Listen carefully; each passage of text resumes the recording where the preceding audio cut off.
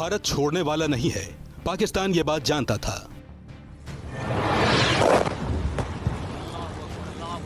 भारत पहलगाम हमले की सजा जरूर देगा, पाकिस्तान ये बात भी जानता था, लेकिन सजा इतनी बड़ी होगी, भारत की मिसाइलें 100 किलोमीटर भीतर घुसकर वार करेंगी, शायद इसका अंदाजा पाकिस्तान को नहीं था।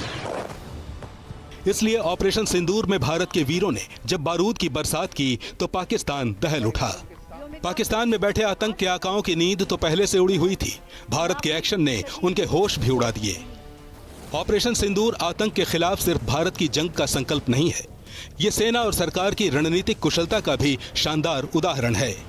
जब शांति से बैठकर रणनीति बनानी थी, भारत ने रणनीति बनाई। जब पराक्रम दिखाने की बारी आई तो मंजर पूरी दुनिया ने देखा। और भारत ने जो कुछ किया बेहतरीन कैलकुलेशन के साथ किया। दिल्ली में बैठकों का दौर पहलगाम हमले के अगले ही दिन यानी 23 अप्रैल से शुरू हो गया था। 23 अप्रैल को प्रधानमंत्री मोदी की अध्यक्षता में कैबिनेट कमेटी ऑन सिक्योरिटी यानी CCS की बैठक हुई। इसके बाद सिंधु जल समझौता निलंबित कर दिया गया। पाकिस्तानी नागरिकों का वीजा रद्द कर अटारी बॉर्डर बंद कर दिया गया। 26 अप्रैल को प्रधानमंत्री ने रक्षा मंत्री राजनाथ सिंह, राष्ट्रीय सुरक्षा सलाहकार Ajit Doval, chief of defence staff general Anil Chauhan और सेना के तीनों अंगों के प्रमुखों के साथ बैठक की। इस 1.5 घंटे की बैठक के बाद प्रधानमंत्री ने सेना को पाकिस्तान के खिलाफ जवाबी कार्रवाई की पूरी छूट दे दी। 30 अप्रैल को CCS की दूसरी बैठक हुई, जिसमें पाकिस्तान के खिलाफ एक्शन पर चर्चा की गई। 3 अप्रैल को प्रधानमंत्री ने नौसेना प्रमुख एडमिरल दिनेश त्रिपाठी के साथ बैठक की। 3 और 4 मई को उन्होंने वायुसेना प्रमुख air chief marshal AP Singh से मुलाकात की। 6 मई को NSA अजीत डोभाल ने प्रधानमंत्री मोदी से मुलाकात की। यह पहला मौका था जब 48 घंटे के भीतर डोभाल ने प्रधानमंत्री को 2 बार ब्रीफ किया। इसके बाद 7 मई की सुबह पाकिस्तान और पाकिस्तान के कब्जे वाले कश्मीर में 9 आतंकी ठिकानों पर हमलों की खबर आ गई। ये कार्यवाही नपीतुली, नॉन एस्केलेटरी, अनुपातिक और जिम्मेदारीपूर्ण है। यह आतंकवाद की इंफ्रास्ट्रक्चर को समाप्त करने और भारत में भेजे जाने वाले संभावित आतंकवादियों को अक्षम बनाने पर केंद्रित है।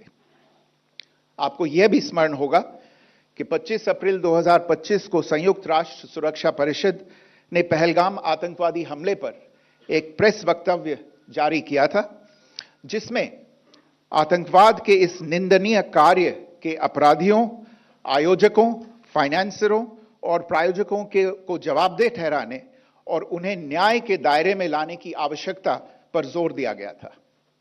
भारत की आज की इस कार्रवाई को इसी संदर्भ में देखा जाना चाहिए। इन हमलों के लिए हथियार का चुनाव भी भारत ने काफी सोच समझकर किया। मीडिया रिपोर्ट्स के मुताबिक पाकिस्तान पर हमले में स्कैल्प EG क्रूज मिसाइल का इस्तेमाल किया गया। यह हवा से लॉन्च होने वाली क्रूज मिसाइल है, जिसकी रेंज लगभग 550 किलोमीटर होती है। इसका इस्तेमाल राफेल फाइटर जेट में किया जाता है। स्टील तकनीक से लैस ये मिसाइल रडार की पकड़ में नहीं आती। ये बंकरों और मजबूत बिल्डिंग्स को भेदने में सक्षम है। मीडिया रिपोर्ट्स में दावा किया गया कि भारत ने पाकिस्तान के खिलाफ हैमर प्रिसीजन गाइडेड म्यूनिशन का भी इस्तेमाल किया। इसकी रेंज करीब 70 किलोमीटर तक होती है। हैमर एक फ्रांसीसी प्रेसिजन गाइडेड हथियार है जो GPS और लेजर गाइडेंस के साथ अत्यधिक सटीक हमले करती है। इसे राफेल की मदद से फायर किया जाता है। भारत की ये मिसाइलें किसी भी दुश्मन के होश फाख्ता करने के लिए काफी है, लेकिन जंग सिर्फ हथियारों से नहीं जीती जाती। इसके लिए बेहतर तालमेल की भी जरूरत होती है। भारतीय सेना ने ऑपरेशन सिंदूर में इसकी भी नजीर पेश कर दी। जहां दुश्मन पर करीब से हमला करना था, थल सेना ने मोर्चा संभाला था। दूर बैठे दुश्मन को तबाह करने के लिए भारतीय वायुसेना एक्शन में थी, लेकिन खतरा इस बात का था भी कि पाकिस्तान कहीं समंदर के रास्ते कोई हिमाकत न कर दे। इसलिए अरब सागर में नौसेना पूरी तरह मुस्तैद थी। ऑपरेशन सिंदूर एक तरफ अगर भारतीय सेना के जोश, जज्बे और रणनीतिक कुशलता का सबूत है, तो दूसरी तरफ प्रधानमंत्री की प्रभावी कूटनीति का भी कमाल है। ये PM मोदी की डिप्लोमेसी का ही असर है कि इतने बड़े ऑपरेशन के बाद भी दुनिया के ताकतवर देशों ने भारत के खिलाफ जुबान नहीं खोली और पिटने वाला पाकिस्तान अब सुलह की राह तलाश रहा है।